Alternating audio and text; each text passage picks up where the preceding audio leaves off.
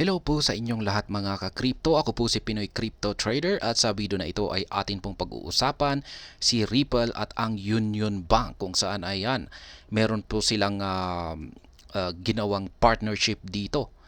At ayan, na-content naman po natin yan kahapon si Union Bank kung saan ay siya ang kauna-unahang Philippine bank na nakatanggap ng full VASP or VASP license. At ayan po ang ating pag-uusapan dito, yung kanilang partnership. At ayan, bago po tayo magpatuloy ay nais ko po munang bigyang linaw ang aking disclaimer kung saan ang nilalaman po ng video na ito ay hindi po ito isang financial advice. For education and information purposes lamang po ang layunin nito. Maliban po dito ay nais ko na rin pong magbigay babala na wala pong kahit anumang group chat ang Pinoy Crypto Trader. Ayan, sa tingin ko ay maganda naman po ito. At may partnership na ngayon ang Union Bank at ang Ripple. Ayan, kasi nag-release na po na meron na daw pong trading platform si Union Bank. At ang at sa tingin ko ay nandyan na yung sa kanilang platform ay nakalista na si Bitcoin. Yan, at wala pa tayong ideya kung ano pang ibang mga cryptocurrency ang listed, ang available dito. Pero ayan, mukhang nagkaroon sila ng partnership dito kay Ripple, kaya asahan natin na malilista na rin ang XRP dito sa platform, sa crypto exchange na platform ni Union Bank. Ayan, sa tingin ko ay isa itong magandang balita. Lalong-lalo na sa mga nag-hold dyan ng Ripple token or XRP. Yan, Ripple's partner, the Union Bank of the Philippines, has received regulatory approval to fully operate a crypto asset business. Yan. Legit po. Ibig sabihin, kung pag approval, regulatory approval ito, ay ibig sabihin ay legit po yung business operation, yung crypto operation dito ni Union Bank. Yan. Wala po siyang, ibig sabihin ay wala po siyang linalabag na batas. According to a local report, the bank received a license from the Bangko Sentral ng Pilipinas early this week to function as a virtual asset service provider. Ayan, nakontent na mo natin yan kahapon. Ayan, natanggap na po nila yung kanilang VASP license. Crypto Eerie. A notable figure in the XRP community spotlighted the development in a tweet for Ripple and XRP enthusiasts. Ayan, Asia Banking Changing Fast 2019. Union Bank PH and Ripple partnered to power wallet with XRP. Ayan, ODL 2022. Union Bank went live on MetaCosa for crypto services. Today, Union Bank becomes first universal bank to secure a license to operate as a virtual asset provider. Ayan, yan po yung Union Bank. Meron po siguro sa atin dito ang gumagamit ng Union Bank. Ayan, Union Bank VASP license. Notably, Bangko Sentral ng Pilipinas, which has authorized Union Bank to be a VASP, represents the country's central bank. The report highlighted that the milestone of the Ripple partner positioned it as the inaugural and solitary universal bank authorized to offer such services in the Philippines. Yan, masasabi kong maganda po si Union Bank pagdating sa mga online transactions. Masasabi kong siya yung talagang nangunguna sa mga online lahat ng mga online related na transactions. Ayan, parang siya yung leading. Before this approval, access to crypto asset services had been restricted to a select group of Union Bank app users. Yan, ito po ang dahilan kung bakit may nabasa po akong komento rito na nagsasabi na hindi raw po niya ma-access yung application, yung crypto exchange na application na ito. Yan, at ito po yung dahilan, restricted po siya sa iilang selected na group o users. Yan, kaya iilan lamang po ngayon ang makakagamit nito. Hindi po lahat. Kaya kung pag available sa yung bank applications mo ay siguro masasabi kong swerte ka siguro at isa ka sa mga napili na gagamit nito. Yan, mauuna na gagamit dito. Yan, siguro ay ginagawa nila ito para sila ay mag-survey or para malaman nila kung ano ang kailangan nilang i-improve sa kanilang trading platform na ito. The report stated that Union Bank is now poised to expand its crypto business to a broader spectrum of its clientele through the full VASP license. Ayan. Siyempre, wala nang ibang mapupuntahan yan kundi ang mag-expand. Yan, magdadagdag siya ng mga or maglilista siya sa kanyang platform ng mga iba pang mga cryptocurrencies. Yan, maliban diyan ay siyempre mag-i-increase na rin siya ng mga adoptions.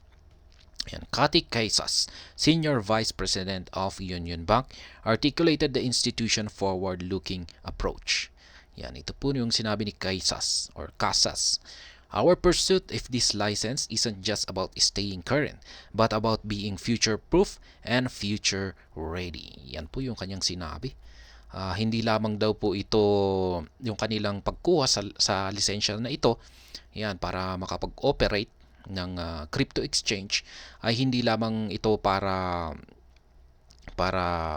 makasabay sa update, yan, sa current na technology natin, kundi ito ay isang paghahanda, yan, sa future or sa hinaharap.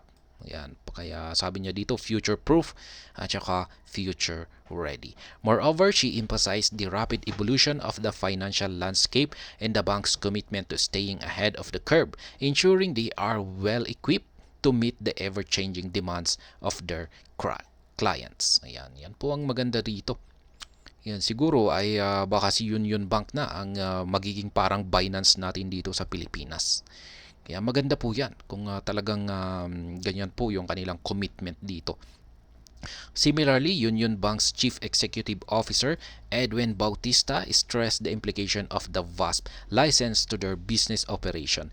In his words, ayan, ito naman po yung sinabi ni Ginoong Edwin Bautista. Sabi niya, by obtaining this license, we are enhancing our digital capabilities and further transforming the way our customers interact with us. Ayan, mas maganda po talaga yan kung pag digital capabilities ay mas maging maayos po yung ating interaction. Ayan, tayong mga customer at kay Union Bank. Ayan, tulad na lamang nung siyempre yung tulad na lamang yung pagdating kasi dito sa digital capabilities ay ang isa po sa mga masusolusyonin nito ay yung mahabang pila. Ayan, hindi na natin yung manual processing na yan. Ayan, mano-mano. Ayan, yan po yung sinasabi nila. Pero kung pag digital capabilities ay napakabilis niyan. Yan, hindi po tayo magsasayang ng oras diyan. Kaya yan, furthermore, the report highlighted that Union Bank disclosed plans to introduce the expanded feature before the year ends. Yan, per the update, the feature will facilitate the buying and selling Bitcoin via the bank's apps. Yan. Sabi nila ay mag-ilalabas daw po nila yung expanded feature. Ayan. Bago magtapos ang taon na ito. Kaya yan, asahan po natin kung ano yung expanded feature na ito ng Union Bank. At yan, pero yan, the feature, sabi niya dito ay pwede raw po tayong mag-buy and sell ng Bitcoin, yan, sa pamamagitan ng kanilang bank application. Ayan, Union Bank apps. Ripple and Union Bank collab. Ayan, ito na po yung talagang gusto nating pag-usapan dito. Yung collaboration or partnership ni Ripple at saka Union Bank. Notably, Crypto Eerie highlighted the sequence of efforts Union Bank undertook up until its recent VASP approval. She mentioned that the bank and Ripple joined forces to power a wallet with XRP based on-demand liquidity. Yan po naman po ang dahilan kung bakit pala sila nag-join or nagkaroon ng partnership. Yan, para gamitin ang wallet na XRP based. Yan, based on demand liquidity. Yan. That was in 2019 and 2020 the bank went live with crypto services via Ripple-owned firm Metaco. Yan. The latest Union Bank's crypto endeavor involves this regulatory approval. Ayan. gumagamit po pala ng ginagamit po pala ni Union Bank si Metaco na pag-aari ni Ripple. Ayan, kaya pala nagkaroon sila ng partnership or collaboration dito. Ayan, ang masasabi ko po rito ay yan sa mga nagtatanong na kung bakit wala pa sa kanilang Union Bank application ang ang trading platform, ay talagang pili lang po yung mga users. Yan, mga selected users lamang po ang may access nito sa kasalukuyan. Kaya ayan, swerte mo na lamang kung ikaw ay isa sa mga napili rito. Pero ayan, sabi raw dito ay bago magtapos ang taon na ito ay sa tingin ko ay accessible na ito kasi ilalabas na nila yung expanded feature, ayan, ng kanilang crypto trading platform. At ayan, hanggang dito na lamang po tayo sa video na ito. Sana po ay inyong nagustuhan ang aking paliwanag dito. Kung inyo po itong nagustuhan ay pakiclick lamang po ang like button nito. Para naman po sa mga bago lamang dito, kayo po ay aking inaanyayahan para mag-subscribe. Pakiclick na rin po ang bell icon nito dahil ito po ang siyang magsisilbing notification nito sa mga bago kong videos na akin pong ina-upload sa aking YouTube channel na ito. Marami pong salamat sa panonood. Ingat po tayo lagi at God bless po sa ating lahat.